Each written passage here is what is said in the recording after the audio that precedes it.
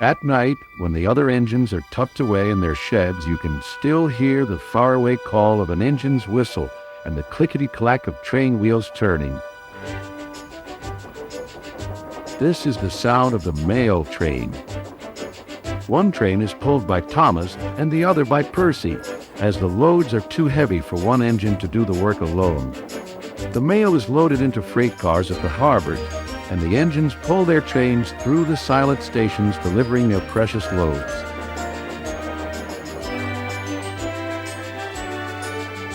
On a clear night, a big shiny moon brightens their journey, but often Thomas and Percy can't even see the stars.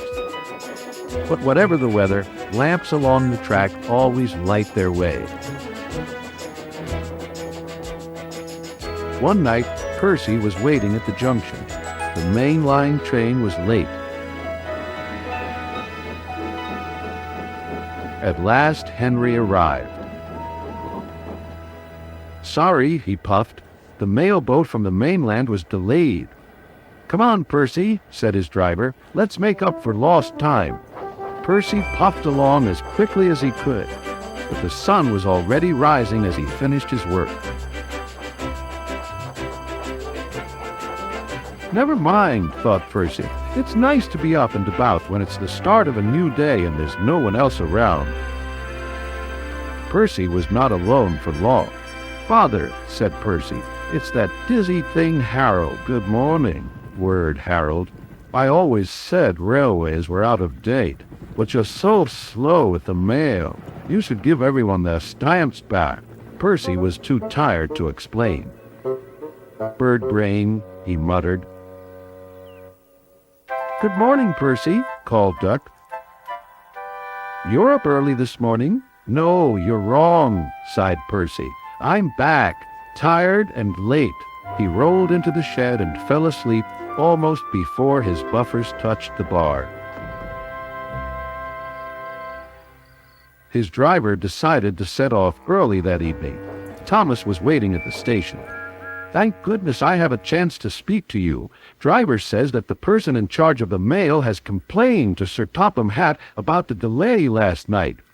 "But that wasn't my fault," replied Percy. "I know," said Thomas, "and so does Sir Topham Hatt. But this mail person wouldn't listen. Tonight we'll just have to be quicker than ever before."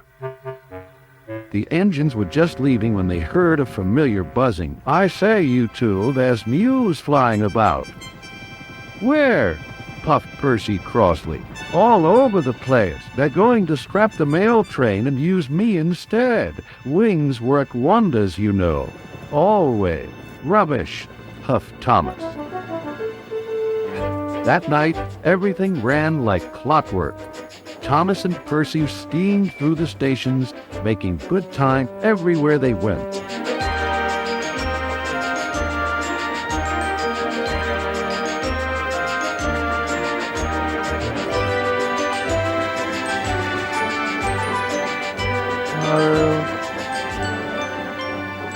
At a station, Thomas noticed a man looking cold and worried. He had missed his train home.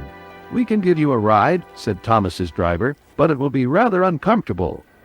"Thank you," said the man. "Anything's better than sitting here."